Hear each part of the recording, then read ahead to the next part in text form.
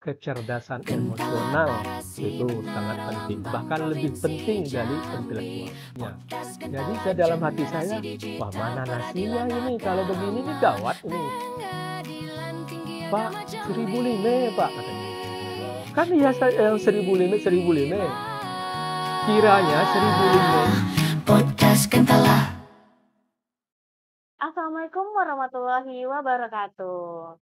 Halo Sobat TTA, kembali lagi bersama saya Sukma Fitria di Podcast Gentala, ruang diskusi inspirasi seputar hukum dan peradilan yang dikemas secara edukatif dengan menghadirkan narasumber yang luar biasa.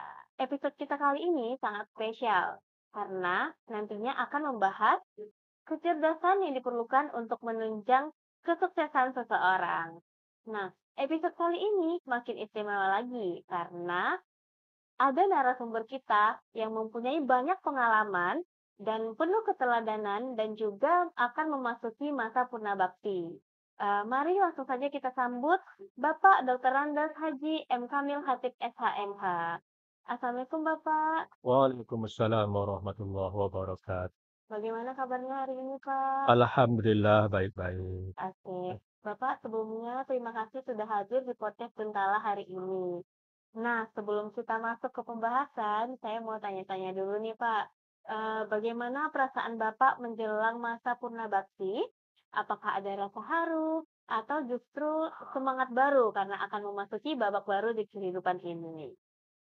Ya kalau saya itu mau memasuki masa pensiun, saya biasa-biasa aja, nggak ada haru, nggak ada ini, malah rasanya agak lebih tenang saya itu, karena tidak banyak aturan-aturan yang yang Mengikat ya, Pak? melingkupi melingkupi kita, mengikat kita. Kita pagi-pagi mungkin bebas, tidak terkejar-kejar-kejaran di jalanan misalnya, dan biasanya kita banyak di luar rumah, misalnya, sekarang sudah banyak di dalam rumah, kemudian kita ibadah ketemu dengan masyarakat di masjid, zuhur, asar, insya Allah bisa. Kalau yang biasanya masih kerja kan kita di kantor terus kan dari pagi sampai kita jam 5 kita pulang. Lagi pula memang pensiun ini merupakan merupakan suatu sunatullah, merupakan kebiasaan ini. Ya mulai kerja, kemudian ya setelah habis masanya pensiun.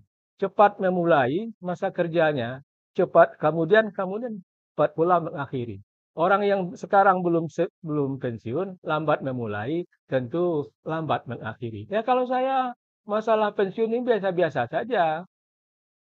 Ya, Baik, Pak. Nah, ini kan menjelang detik-detik masa purna bakti Bapak. ya. Boleh nih Pak dijelaskan, diceritakan bagaimana perjalanan karir Bapak, mulai dari awal mungkin jadi hakim, hingga saat ini menjadi hakim tinggi di Pengadilan Tinggi Agama Jambi. Oke. Saya mulai dengan ini, saya selesai kuliah, tamat kuliah di IAIN Imam Bonjol. Itu wisudanya itu Desember, tahun 1983. Pas pada saat itu sebelum wisuda itu, setelah selesai munakasyah dulu, ujian skripsi itu munakasyah namanya. Itu ada pembukaan untuk Capek Cakim untuk Indonesia bagian timur. Jadi saya mendaftar Capek Cakim itu, eh, dan alhamdulillah lulus, menjadi Capek dan Cakim.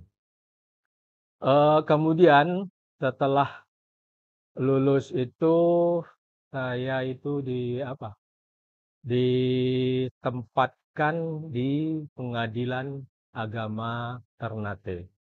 Kalau dahulunya itu masuk Kabupaten Maluku Utara, Provinsi Maluku, dan sekarang ini Maluku Utara sudah menjadi provinsi tersendiri.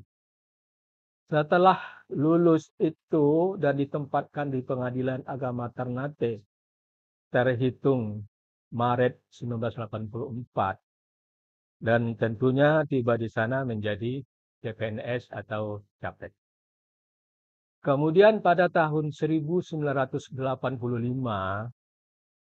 saya diangkat menjadi PNS atau kalau istilah sekarang ini sudah 100%. Kalau Capek CPNS kan baru 80%. Pada tahun 85 itu menjadi CPNS. Kemudian pada tahun 1986 itu tepatnya tanggal 19 Juli 1986 saya dilantik menjadi hakim tingkat pertama di Ternate. Kemudian setelah beberapa tahun saya di Ternate, Pengadilan Agama Ternate, maka pada tahun 1992 atas permohonan sendiri saya minta dipindahkan ke Pengadilan Agama Jambi. Waktu itu PTA-nya masih di Sumatera Barat, masih di Padang, di Nurul Iman. Karena pilihan saya itu ada 2, PA Jambi dan PA Bangko, pada saat itu saya dikabulkan untuk pindah ke Pengadilan Agama Bangko, tepatnya sekitar tahun 1992 akhir. Nah, setelah beberapa tahun bertugas di Pengadilan Agama Bangko, saya dipromosikan menjadi Wakil Ketua Pengadilan Agama Sungai Penuh Kerinci. Kemudian pada tahun berikutnya 1900 yang ke Bangko 1998, pada tahun 1999 itu karena ketuanya pindah, saya itu ditunjuk atau ditetapkan sebagai PGS atau pengganti sementara ketua. Jadi merangkap wakil ketua dan PGS ketua.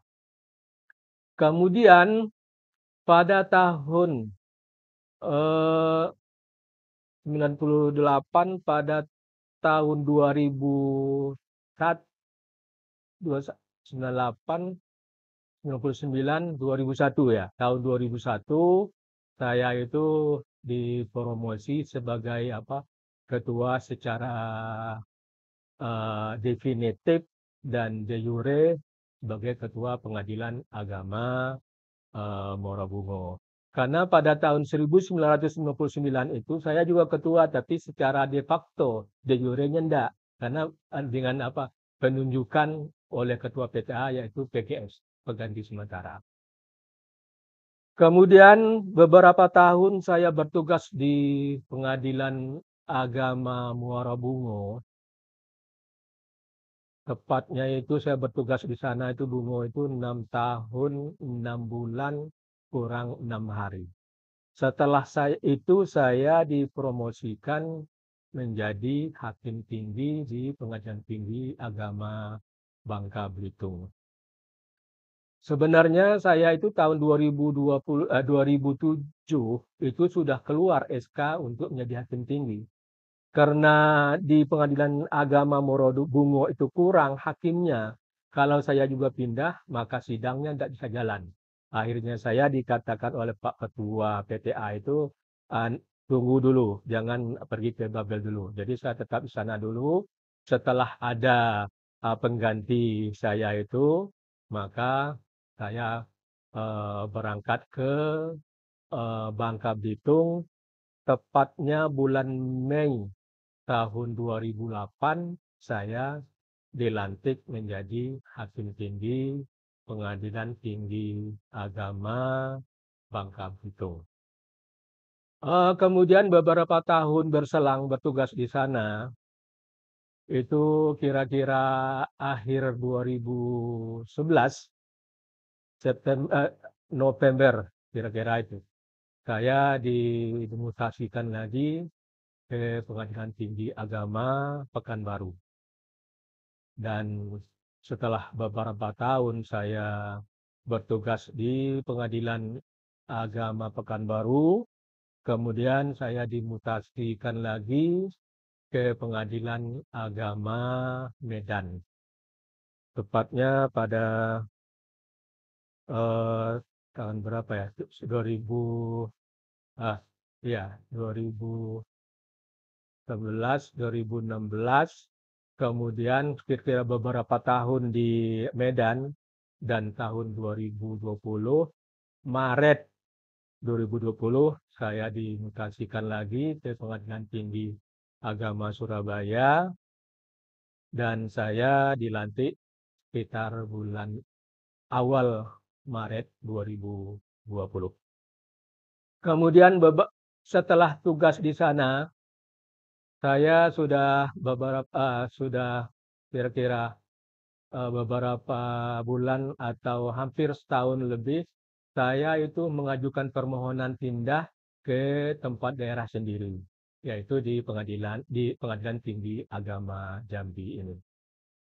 Kemudian saya itu sebenarnya saya itu sudah eh, SK-nya sudah keluar, yaitu kira-kira 2001 Juli itu. Juli keluar SK, sehingga teman-teman yang seangkatan itu eh, dilantik bulan Juli itu.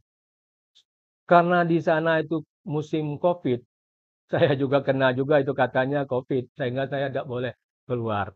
Akhirnya pada bulan Agustus setelah itu di pertengahan saya bisa balik ke Jambi dan sekira tanggal berapa itu? Sekitar tanggal 20 lebih kurang lah saya dilantik menjadi Hakim Tinggi Pengadilan Tinggi Agama Jambi sampai sekarang. Luar biasa sekali ya Pak, Ya. pengalaman yang sudah Bapak lalui. Nah, selama bertugas di berbagai daerah dan juga jabatan, pasti ada nih Pak pengalaman yang berkesan atau hal unik yang mungkin sulit untuk dilupakan. Nah, adakah Pak momen tertentu yang membekas di hati Bapak, baik itu lucu, mengharukan, atau bahkan penuh hikmah Pak? Ya, sebenarnya kalau yang banyak ini. Pengalaman pertama saya itu waktu di Ternate dulu. Itu kan ada istilahnya zaman dulu itu sidang keliling. Nah, jadi hakim itu dengan atau panitera pergi ke satu daerah. Tepatnya waktu itu di Pulau Makian namanya. Di daerah Maluku Utara itu. Dan pada saat itu mau makan, itu saya lihat hidangan-hidangan yang disajikan itu, saya lihat ada ikan goreng, ada rebus pisang, ada rebus ubi, ada sayur-sayur dan sebagainya. Jadi dalam hati saya, wah mana nasinya ini, kalau begini nih gawat ini. Nah, ini pengalaman saya itu yang terkesan itu. Tahu-tahu gak lama-lama dikit, datang juga nasinya. Alhamdulillah, saya bilang, sudah bisalah makan seperti biasa. Tidak seperti ini makan singkong. Orang tuh makan kadang rebus ubi, makan singkong itu makan pakai ini. Apa beda makan pakai ini ikan itu ikan dimasak yang tanpa pakai santan itu apa namanya itu sayur bening gitu ya. Yang dicampur dengan bawang, tomat dan sebagainya. Itu pengalaman saya di Ternate. Kemudian ada pengalaman menarik lagi saya waktu di Bangka Belitung, tepatnya di Pangkal Pinang. Pada saat itu saya ke pasar. Maksud saya itu mau nampak banyak bibit-bibit cabai ini. Jadi saya mau beli dan saya tanam di samping rumah. Jadi saya tanyakan sama ibu itu, Bu, berapa belinya bibit cabai itu? Dia bilang 1.500. 1.500. Jadi saya kasih duit 1.000, saya ambil anakan cabai itu 5. Pak, 1.500 Pak katanya. Kan iya yang 1.500. Kiranya 1.500 itu 1.500 satu anakan itu, bukannya 1.500 itu 1.005 anakan, bukan. Tapi 1.500 itu maksudnya 1.500 satu satu anakan itu.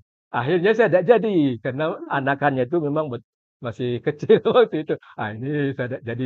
Sudah Bu ya, saya tidak jadi, saya kira 1.500. Jadi Rp1.000 5 anakan itu. Nah itu. Kalau dari sisi apa, sebenarnya yang lain tuh banyak juga, cuma habis waktu itu aja nanti. Di Medan juga ada, di Pekanbaru juga ada, lucu tuh. Kalau di Pekanbaru tuh ya, dikit aja waktu saya di Batam itu pemeriksaan, ditanya itu ada ini, apa apa namanya itu, catatan rapat atau apa, katanya ada waktu kami rapat semalam, kata. Jadi saya pikir, masa malam-malam ini orang ini rapat? Kiranya di sana itu semalam situ tuh kemarin. Iya, betul. Betul ya? Itu. Ya. Jadi sudah, saya mau bikin temuan tuh, masa rapat-rapat malam-malam. Jadi kiranya apa? Ya, ya sudahlah. Kalau memang pengertiannya kemarinnya, ya oke lah. Itu di Medan juga ada dan sebagainya ada. Tapi sudahlah. Kita langsung saja ada pengalaman di Surabaya ini masalah persidangan. Pada pas saat saya itu hari pertama setelah dilantik itu, saya dikasih itu langsung 4 perkara. Iya, kalau kita ini, kalau di sini kan paling-paling sih minggu, 2 minggu, 2 pekan, paling-paling 1. Agak sedikit ini ya, cuma ndak terlalu ini, saya tidak terlalu khawatir. Agak sedikit, wah ini kok banyak perkara di sini, saya bilang. Kita baru dilantik aja, satu majelis saya itu kok 4 berkas. Tapi setelah dilalui biasa-biasa saja, tidak ada rasa tekanan ndak ada. Malah saya di sana itu pernah 4 hari itu saya mulai dari PHS-nya putus dalam 4 hari. Walaupun berkas-berkasnya banyak. Tapi memang waktu perkara banyak itu memang fokus kita, konsentrasi kita ke sana. Akhirnya kita dapat menyelesaikan dengan baik. Itu pengalaman ini. Kita di berbagai daerah, Bapak juga punya. Iya. Iya. Kita lanjut masuk ke pembahasan ya, Pak. Iya. Nah, menurut Bapak nih, apa sih faktor yang menunjang kesuksesan seseorang, Pak? Kalau seseorang itu baru bisa sukses apabila ada 3 kondisi ini yang yang di yang dikuasainya. Yang pertama yaitu kecerdasan intelektual atau kecerdasan intelijensia. Eh, Kalau kecerdasan ini merupakan ini, secara kognitif, yaitu otak itu bisa mengenal pengetahuan dan mengenal eh, eh, ilmu dan sebagainya. Karena ini penting ini. Kalau misalnya seseorang misalnya sebagai kasubag kepegawaian gitu. Tentu intelijensianya masalah ilmu kepegawaian, aturannya dan sebagainya itu harus tahu. Kalau tidak tahu bagaimana orang minta cuti misalnya sudah habis waktu cutinya, dikasih lagi cutinya. Orang yang misalnya minta eh, cuti sakit misalnya padahal tidak memenuhi. Kalau tidak tahu aturannya, maka diberilah pada orang, padahal itu salah. Berarti kecerdasan intelektualnya bagaimana dia mengenal aturan, mengenal peraturan perundang-undangan dan sebagainya, tidak tahu, akhirnya salah dia dalam memberikan SK atau memberikan ketetapannya. Justru itu intelijensia atau kecerdasan intelektual ini eh, penting, sangat penting untuk kesuksesan seseorang. Namun demikian, dengan dengan menguasai, dengan kecerdasan yang tinggi, IQ atau kecerdasan intelektual itu tidak menjamin orang bisa sukses untuk menempuh karir dan apapun nama pekerjaannya. Itu pengalaman waktu saya tinggal di di Ternate dulu, di rumah ini. Nama kalau kami di sananya itu Bapak Piara atau Ibu Piara, yang tempat ibu kos kita, bapak kos kita. Itu di sana ada Kepala Perwakilan Pelni Ternate. Jadi dia cerita, itu bapak kepala itu kalau dulu tuh bodoh amat, bodoh sekali katanya. Tapi saya bilang, kenapa dalam hati, kalau bodoh kenapa dia bisa menjadi ini kepala perwakilan Pelni di Ternate itu, Maluku Utara skopnya dulu itu. Ternyata setelah saya analisa dan juga ada yang bilang itu intelektual tidak bisa diandalkan itu saja, tapi ternyata kecerdasan emosional itu sangat penting, bahkan lebih penting dari intelektual. Karena ini kecerdasan intelektual dia kan menguasai teori-teori itu. Bagaimana dia menguasai keadaan lagi. Kalau orang yang pintar intelektualnya, bagaimana dia memanage misal suatu pelabuhan, Pelni misal dan sebagainya, belum tentu bisa. Makanya kecerdasan emosional ini sangat penting. Karena kecerdasan emosional ini bisa dia mengelola emosinya, rasa marahnya, rasa takutnya, rasa ini macam-macam lah ini yang berhubungan dengan emosi, dengan rasa itu. Kecerdasan emosional ini memang sangat penting. Karena kita bekerja ini, kita akan berhubungan atau berkaitan dengan kalau di kantor mungkin teman sebaya kita. Kadang-kadang cara tingkah laku, gaya mereka itu kan kadang masing-masing beda kan. Kadang-kadang bisa membuat emosional kita ini, kalau tidak bisa kita mengelola, akhirnya kita merasa tidak nyaman jadinya. Itu maaf, makanya perlu emosional quotient ini. Perlu pengelolaan emosi. Di samping itu bagaimana kita berhadapan dengan atasan kita. Tipe atasan kadang beda-beda juga. Mungkin kita berhadapan dengan bawahan kita kalau kita punya staf misalnya. Staf kita mungkin tipenya atau gayanya beda-beda. Kalau kita tidak bisa mengelola emosi kita, apalagi kita melihat emosi orang dan tidak bisa kita kelola, mungkin kita bisa down gitu.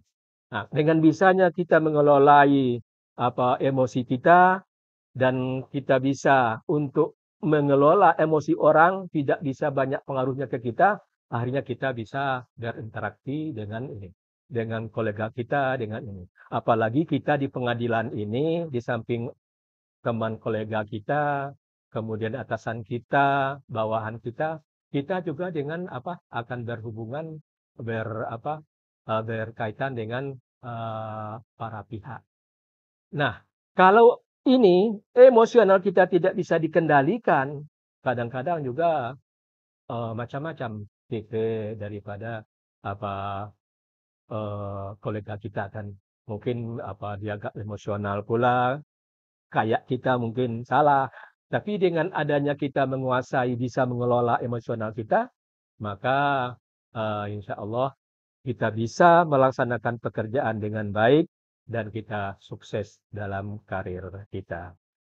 Kemudian ada kalau memang ditekankan memang sangat penting emosional ini.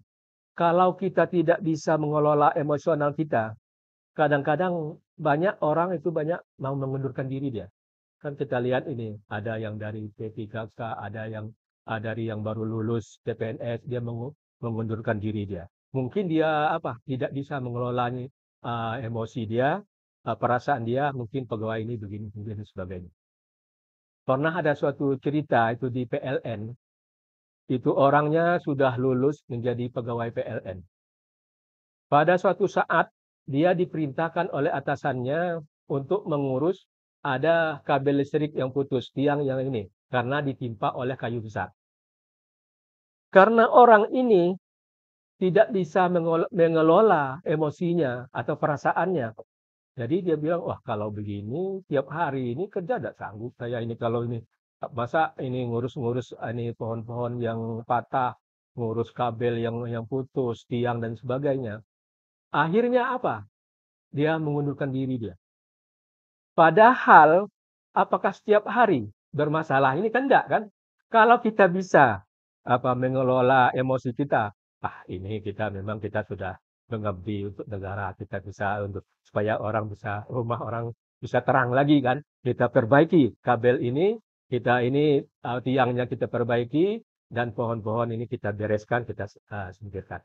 Nah, kalau dia bisa menguasai pada saat itu, maka dia mungkin sudah bisa mungkin menjadi kepala bagian dan sebagainya kan. Tapi karena sesaat tidak bisa mengelola emosionalnya, maka pada saat itu dia tidak bisa melanjutkan tugasnya dan dia minta istilah orang sekarang itu resign ya. Nah, kalau istilah dulu tuh mengundurkan diri. Padahal dia susah-susah ikut tes dan sebagainya, malah ini. Banyak hal-hal lain, pengalaman-pengalaman lain yang berkaitan dengan pengelolaan daripada emosi ini atau perasaan. Kemudian yang ketiga yang perlu yang dikuasai, yang perlu dimiliki oleh seseorang yang mau sukses di bidang karir, di bidang kerja. Yang pertama dari tadi kecerdasan intelektual, yang kedua kecerdasan emosional, yang ketiga adalah kecerdasan spiritual. Nah, secara singkatnya kalau kecerdasan spiritual ini, kita bekerja itu sesuai dengan kita mengenal pekerjaan, melakukan pekerjaan itu sesuai dengan aturan-aturan. Terutama kita bagi orang Islam, itu ajaran Islam. Bagi orang-orang lain sesuai dengan agamanya, dengan kata lain, bahwa spiritual itu adalah itu bagaimana hati nuraninya itu. Itu yang mengatakan. Karena ini, walaupun kedua di atas itu, kecerdasan intelektual dan emosionalnya itu bagus, kalau spiritualnya tidak bagus, maka dia akan bisa tergelincir. Terutama kalau kita di peradilan ini, terutama hakim, kemudian juga yang lain-lain itu bisa tersentuh yang tidak baik bagi apa apa pasien kita atau kolega kita kan, para pencari keadilan. Terutama bagi hakim. Kalau tidak ada kecerdasan spiritualnya yang mengenal aturan-aturan untuk mengendalikan dua aturan tadi, makanya ada di dalam hadis itu bahwa hakim itu ada 3 golongan.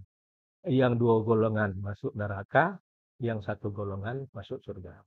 Nah, itu perlu spiritualnya ini. Yang mana yang masuk surga, yaitu dia mengetahui ilmunya, memang intelektualnya dia tahu ilmunya bagai cara mau menghukum, kayak di pengadilan itu, sidang kan ada mengkonstatir, kualifisir, dan mengkonstituir, itu berdasarkan ilmu semua. Kemudian yang menetapkan hukum nanti ini, bisa dia dengan perasaan, dengan emosi yang terkendali, tidak karena, "Wah, ini teman saya ini," dan sebagainya. Tidak karena itu. Dia bisa menguasai emosional dia, sehingga dia betul-betul objektif, dia menilai dan menetapkan hukum. Kemudian yang masuk surga tadi, yaitu dia sesuai dengan ilmunya dan benar, dia ditetapkan benar. Nah, itu masuk surga.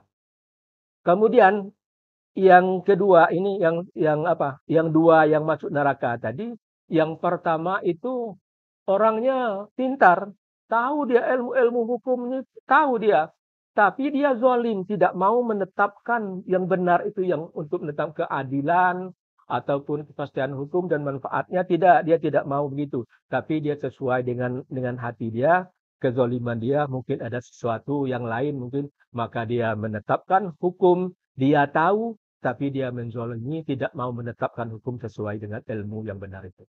Kemudian yang ketiga atau ada yang masuk neraka yang kedua, yaitu orang ini, dia menetapkan hukum, memutuskan perkara itu atas dasar kebodohan. Dia tidak tahu ilmu bagaimana itu menetapkan misalnya masalah kewarisan misalnya. Kalau tidak ada ilmunya, Itu di dalam berkas itu ada itu. Karena orang tidak paham tentang ilmu waris, terutama pakai pengacara itu orang yang sarjana hukum umum, itu dia banyak tidak mengetahui tentang kewarisan itu. Sehingganya disamakan dengan ahli waris pengganti dengan ahli waris yang ini, yang bertingkat itu. Kalau ini mungkin ya, yang ini. Kalau ahli waris bertingkat itu misalnya orang tuanya meninggal, pada saat meninggalnya orang tuanya, itu dia dia meninggal, ada anaknya. Dengan pengertian lebih dulu dia meninggal daripada pewarisnya. Maka itu namanya ahli waris pengganti. Kalau orang ini orang umum itu kadang-kadang tidak paham dia. Nah, kepada saat di pewarisnya orang atau orang tuanya meninggal dan dia hidup, dan beberapa saat setelah itu dia meninggal lagi dan dia meninggalkan anak-anak, maka anak-anak dia itu bukan lagi namanya ahli waris pengganti, tapi memang ahli waris, tapi ahli waris yang yang bertingkat namanya. Nah, ini kalau orang yang tidak ada ilmunya, intelijensianya tidak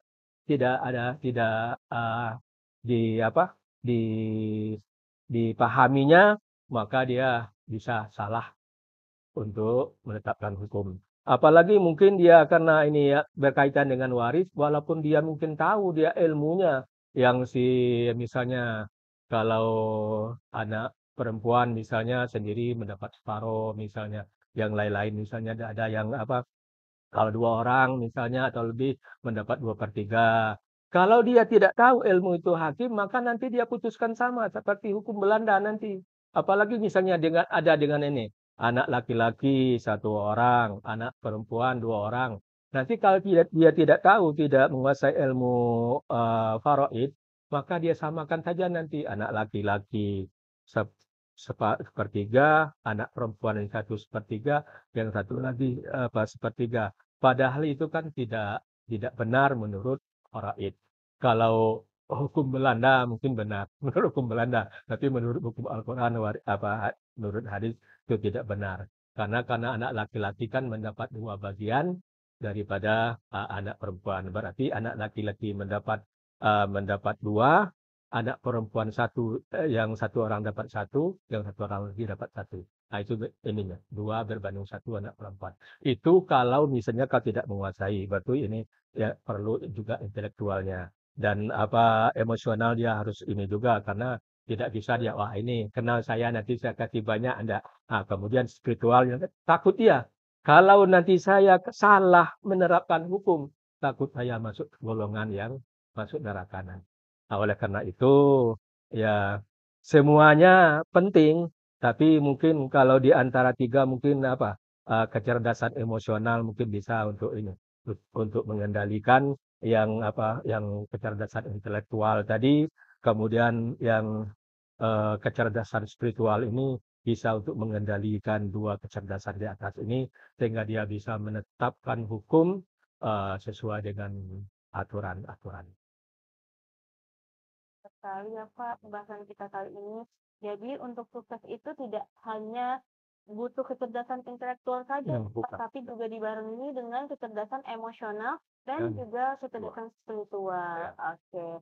Nah, sebagai penutup nih Pak, mohon Pak Bapak berikan wejangan untuk para hakim dan pegawai-pegawai muda agar bisa menjaga keseimbangan antara kecerdasan intelektual, emosional, dan spiritual serta tetap berintegritas dalam melayani masyarakat. Yang pertama saya menghimbau kepada generasi penerus, jangan saja sebagai generasi penerus, tapi juga generasi pelurus. Jadi saya menghimbau kepada generasi penerus dan generasi pelurus. Maksudnya kalau generasi penerus saja, kalau yang dia lihat pegawai-pegawai yang lama itu misalnya tidak disiplin, misalkan cepat pulang misalnya, wah kita meneruskan yang lama-lama. Makanya kita juga harus menjadi pegawai yang pelurus, yang tidak disiplin itu salah, kita luruskan dan kita implementasikan dalam kehidupan kita untuk menjadi yang benar sesuai dengan aturan. Kalau ada yang lama itu tidak lurus, tetap kalau kita tidak bisa meluruskan, tetap kita saja yang lurus, gitu. Kemudian harus diperbanyak untuk membaca terutama sesuai dengan bidang tugas kita, tupoksi kita, supaya kita bisa melaksanakan tugas dengan intelijensia atau intelektual yang bagus. Kemudian kita mungkin banyak untuk berselawat, berzikir dan ke mushola. Itu bisa untuk untuk mengendalikan emosi kita ini. Kadang-kadang kalau kita merasa ada emosi kita, perasaan kita terkena oleh orang, tersinggung, ya cepat-cepat kita istighfar. Misalnya kita berzikir, menurunkan rasa jengkel kita atau rasa emosi kita. Kemudian juga kita memperbanyak masalah eh, mengikuti tausiah misalnya, terutama misalnya berkaitan dengan wejangan ilmu agama misalnya, karena kita mendengarkan tausiah itu memang kita kan program kita kan di mushola. Kita sekalian dengan sholat berjamaah. Dan juga saya menghimbau kepada generasi penerus dan generasi pelurus ini supaya untuk sholat berjamaah di mushola kita, karena kalau tidak ada yang mengisi untuk apa kita bangun. Kemudian juga kalau tidak muncul di mushola, nanti di dalam ETR itu ya, kita kan ada saling menilai Pak Rahman ya, saling menilai. Kalau misal Pak Rahman tidak nampak di mushola, ini kan ada nilai kedekatan agama itu ada tuh salah satu poinnya itu. Nah, makanya perlu kita semuanya untuk datang ke mushola. Kecuali perempuan mungkin kalau ada halangan misalnya, itu apa boleh buat. Saya kira semoga PTA ini maju, tetap berintegritas dan tetap eh, ber eh, apa berteman dengan baik, jaga perasaan dan tetap dalam lindungan Pengadilan Tinggi Agama dalam kekompakan dan mendapatkan hasil yang sebaik-baiknya sehingga masyarakat mencari keadilan akan merasa senang, merasa bahagia. Dan bagaimana orang merasa bahagia? Kalau setelah dia dilayani kita, kira-kira dia mau lagi datang ke pengadilan gitu. Itu rasa bahagia, dia senang dengan pengadilan. Tapi kalau dia tobat saya datang ke pengadilan. Kalau begitu katanya, berarti dia tidak bahagia berurusan dengan peradilan agama, terutama di Pengadilan Tinggi Agama. Kira demikian. Baik Bapak, terima kasih banyak atas waktu dan pelajaran berharga yang telah Bapak berikan. Semoga Bapak selalu sehat, bahagia, dan diberkahi di masa purna baktinya nanti. Amin. Sobat Gentala, hari ini kita sudah tahu bahwa kepemimpinan yang kokoh tidak hanya bertumpu pada kecerdasan intelektual, tapi juga dibarengi dengan kecerdasan spiritual dan emosional. Dan juga jadilah generasi pelurus ya Pak, bukan hanya penerus. Oke, sampai jumpa di episode Generasi berikutnya. digital, Saya peradilan pamit. agama, Wassalamualaikum warahmatullahi wabarakatuh. peradilan tinggi agama.